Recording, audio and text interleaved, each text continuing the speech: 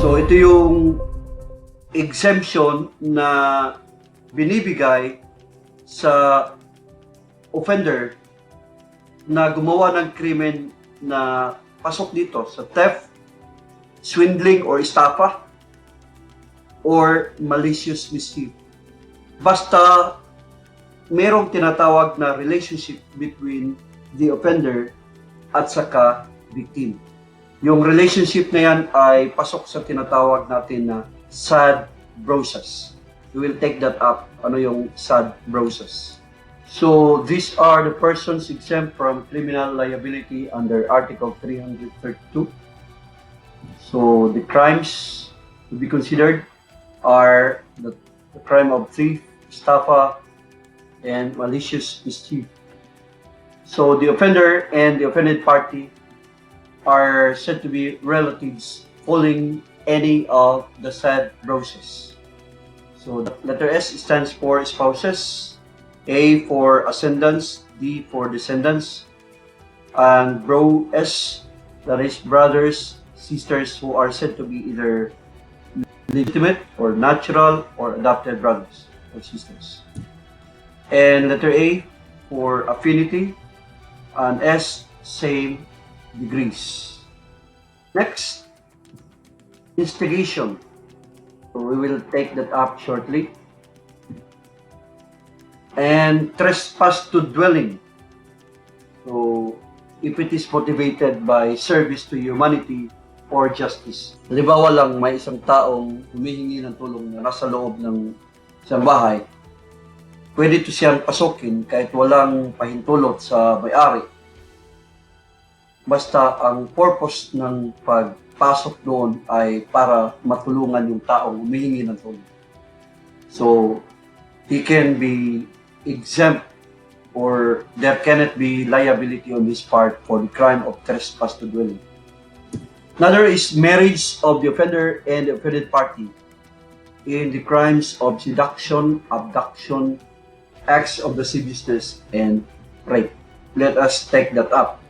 So what is the effect if there is marriage happening between the offender and the offended party in the crimes that we call SALAR? So when we say SALAR, it stands for seduction, acts of lasciviousness, and abduction and rape.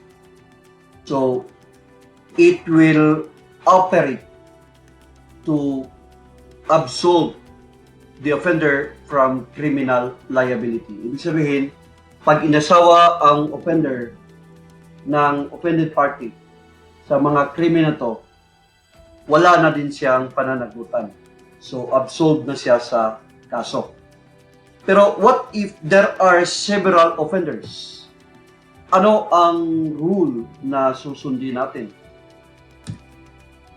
So, first, so there are several offenders, ha? Maraming offenders dito. So, kung ang pinag-usapan natin ay SALA crimes, meaning seduction, acts of lasciviousness, and abduction, the marriage of one of the offenders with the offended party will also absolve the other offenders from criminal liability. So, ibig sabihin, ang pag-asawa ng isa sa mga offenders sa offended party, magpawalang sala din sa ibang offenders. Pero, what about in the crime of rape? The marriage of one of the offenders with the offended party will not absolve or will not operate to absolve the other offenders from criminal liability. Ibig sabihin, ang pag-aasawa sa krimen na rape, ang pag-aasawa ng isa sa mga offenders sa offended party ay hindi magpawalang sala sa ibang offenders. So, patuloy ang kaso sa kanila. Bakit? Because ang rape kasi ngayon by Republic Act 8353 is now considered as a public crime, a crime against persons. Whereas ang SALA crimes ay crimes against whereas ang SALA crimes ay private crimes. Kaya kung inasawa ang isa sa mga offenders, mawala din ang liability ng ibang offenders. So in the crime of adultery and concubinage, there is absolutory cause when the offended party consented. Ibig sabihin, may pagpapayag or pardon the offenders, or ibig sabihin, pinatawad. So, wala nang liability ang either husband or wife. So, let us take that up.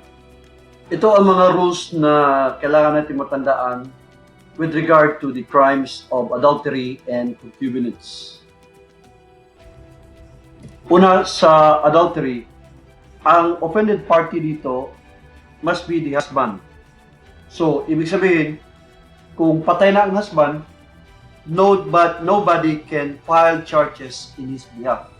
So, kung ayaw ng husband, hindi pwedeng ang kanyang ama or ina or ang kanyang mga anak ang mag-file in his behalf. Siya dapat ang mag-file ng kaso laban sa kanyang asawa. And the offenders are the wife and the paramour, yung kabit na ng wife. So dapat alam ng paramour, kabit ng wife, na siya ay may asawa. Now, dapat ang dalawa ang kasuhan. So pag ayaw kasuhan ni husband ang kanyang wife, hindi pwedeng ma-file ang kaso laban sa paramour lang. In the crime of concubinage, the offended party is the wife, while the offenders are the husband and the concubine or the mistress. So, ganun lang din, no? Dapat alam niya na married itong lalaki na kinakasama niya or kinabit niya. So, a complaint will prosper when? Ang complaint ay pwede lang kung ang complainant ay ang offended spouse, sa nasabi na natin. At ang dalawang offenders ay dapat i-charge. Kung ang isa lang ang charge, hindi pwedeng mag-prosper ang krimen na either adultery or concubinage. Dapat ang dalawa ang i-charge.